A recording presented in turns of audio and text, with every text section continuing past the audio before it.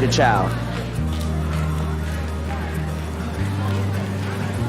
I personally fall within the 5th generation learner from mom and grandma, and so it is a very proud heritage of ours. That when they gave it, they put 3 stipulations on the land. They said, number 1, that slaves were never to be sold in this market. Piggies were nested after they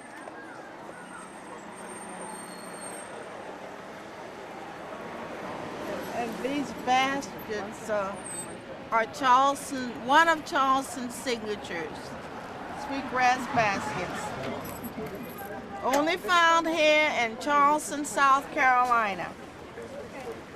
Are we going to give you some brochures to go with these baskets? It's going to tell you what you need to know about them. Oh, there's a brochure for each one, okay? And which color is the brown and which color? Well, this right here is pine needle. Okay. This right here is bulrushes, like what we get in our salt water in the marsh. Bulrush. Right. This the light color is the sweetgrass. That's what carries the fragrance, that grass. Oh, this is great. Oh.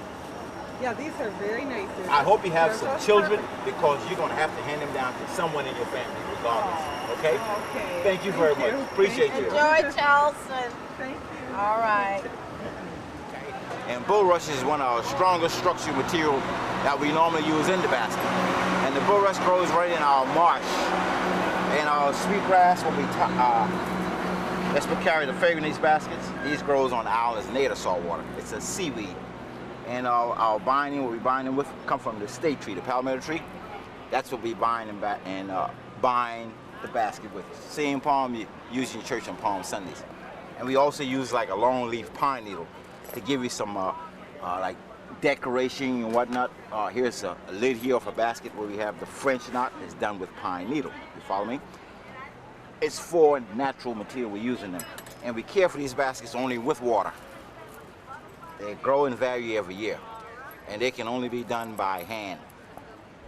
And some of these baskets take quite a number of time to make. And there's some people here that do it a little faster, but if you want a real good basket, it's going to take you time to do it. You follow me? Some of those quick-made baskets, a lot of them, they just wrap and weave, but we weave ours. You follow me?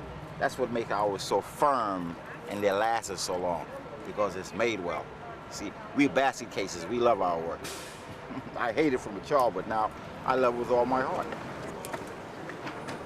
Well, this has been handed down in my family here in the United States for ever since the 16th century. This culture started with our slave ancestors from West Africa, Sierra Leone, Senegal, and those areas. And yes, my mom made me do these here when I was 7 years old. I didn't ask to do this. My mom made me an ultimatum. She told me to make her the bottom of these baskets, or she said, the broom will be my bottom. That's how I want it to be a basket case. I decided on making baskets. So, and this has been handed down. We learned these baskets from watching our parents. And then, you know, when you've been born and raised into something, it's common to see it all the time. And then eventually you just falls into it. You watch your mom and your dad doing them constantly over and over every day. And eventually, you know, you want to get involved to see what mom and dad doing. And they want you to get involved. And once you get involved, it's like, wow, I got myself entrapped with something here I just can't get out of. Because, believe me, making baskets, it takes up all of your daytime pleasure. Believe me. You'll know where your husband or your wife is when they're making baskets. You know they're home sitting there in a chair, being a basket case like me. And I'm going to show you something here that I have brought into the basketry that you don't normally see in baskets.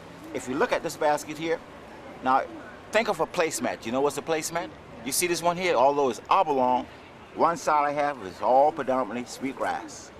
And then when you turn it over, I have bulrush. You follow me? That's what I have brought into this art. That's I use for my signature piece to describe Joseph basket from the others. See, Joseph can give it to you bulrush on one side, sweetgrass on the other. You follow me?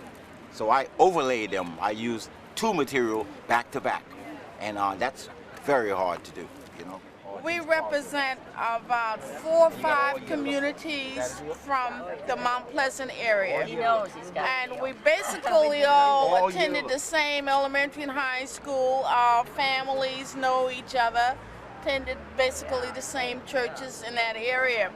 And our parents taught us this craft when we were in elementary school. Most of us, our families, actually that's the way they made a living selling these baskets. And we enjoy making them. We give it our heart and soul because we want to produce the best.